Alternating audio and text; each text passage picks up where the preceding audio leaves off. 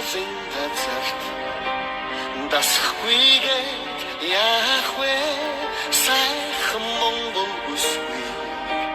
санахгүйгээд яах вэ заряд очсон газараа дасахгүйгээд яах вэ заргаараа орхисон нутгаа санахгүйгээд яах вэ нүд тайлах гэж би нутгасаа гарсан нүдлийн шуушиг газар сайгүй тэнсэн халуун хүйтнийг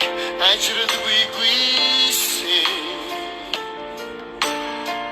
харин хүмүүс надаа инэвч цаанаа хүйтээ амьдрал хөөж би нутгасаа гарсан аргагүй лажив болдоггүй хийсэн